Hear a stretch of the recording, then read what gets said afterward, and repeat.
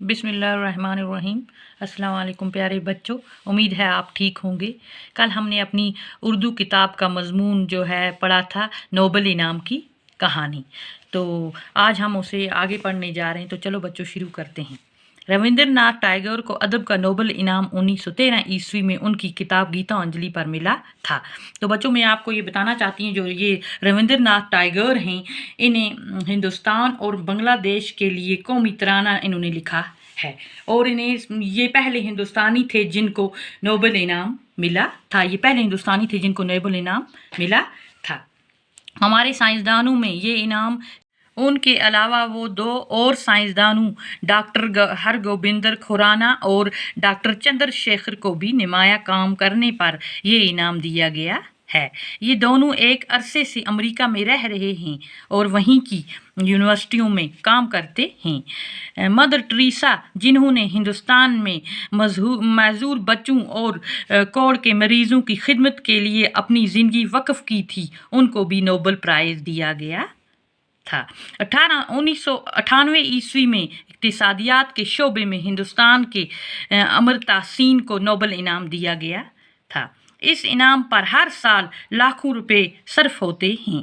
इनाम को कायम करने वाले अल्फ्रेड नोबल स्वीडन के रहने वाले थे। उनकी पैदाइश स्वीडन की राजधानी स्टॉकहोम में अक्टूबर 1833 ईस्वी को हुई और 1892 ईस्वी में उनका इंतकाल हो गया। अल्फ्रेड नोबल के वालिद एक ताजर थे जो अल्फ्रेड की पैदाइश के वक्त दिवालिया हो गए थे। तो बच्चों, दिवालिया का मतलब हुआ कर्जे में डूब जाना, इंग्लिश में जिसे कहते हैं बैंकक्रप्ट। यूं तो वो बहुत पढ़े लिखे और ज़हीन थे, मगर तजारत का कोई तजर्बा न होने की वजह से रही सही पूंजी से भी हाथ धो बैठे। यानी कि बच्चों, थे वो बहुत पढ़े लिखे, लेकिन तजारत का उन्हें तजर्बा नहीं था, बिजनेस वगैरह करने का तरीका उन्हें नहीं था।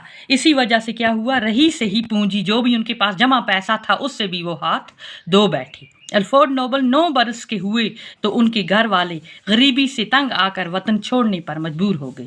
क्या हुआ कि अल्फ्रेड नोबल कितने बरस के थे बेटा? 9 बरस के थे कि उनके माँ बाप जो थे घर के बाशिंदे, वो गरीबी से तंग आकर वहाँ से स्वीडन से निकल के वो सेंट पीटर्सबर्ग चले गए। कहाँ से निकल के? स्वीडन से निकल के, जो रशिया में है। ये शहर उस ज़माने में रूस का दारुल सुल्तनत था। कुछ अरसे तक तो अल्फ्रेड की तालीम घर पर ही होती रही। जब घर के माली हालात अच्छे हो गए तो वो बाकायदा तालीम हासिल करने के लिए बाहर गए। उन्होंने यूरोप भर का दौरा किया और कई ज़ुबानें सीखी, कई सारी ज़ुबानें उन्होंने सीखी। अब वो अपने वालिद के साथ साइंस के तजर्बात करने लगे। अपने बाप के साथ क्या करने लगे? साइंस के तजर्बात करने लगे। तो वक़्त गुज़रते ही 29 साल की उम्र में जब वो इंजीनियरिंग और केमिस्ट्री में माहिर हो गए तो उन्होंने नाइट्रोग्लिसरीन दरियाफ़त की। नाइट्रोग्लिसरीन की मिलावट से उन्होंने 1867 ईस्वी में डायनामाइट ईजाद किया। डायनामाइट एक किस्म का बारूद है जिसकी ज़रा सी मिकदार बढ़ने से बड़े पहाड़ को मिनटों में उड़ा सकती है। खुद अल्फ्रेड के छोटे भाई की मौत डायनामाइट का गोला फटने से हुई थी। उनके छोटे भाई की मौत कैसे हुई थी?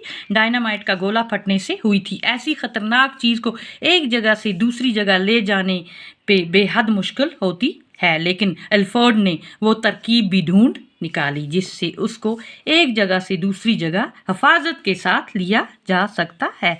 यानी कि एक जगह से अल्फ्रेड नोबल ने क्या तरीका निकाला कि इस डायनामाइट को एक जगह से हम दूसरी जगह भी ले जा सकते हैं।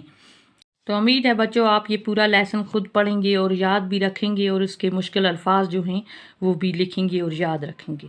तो बाकी वस्सलाम।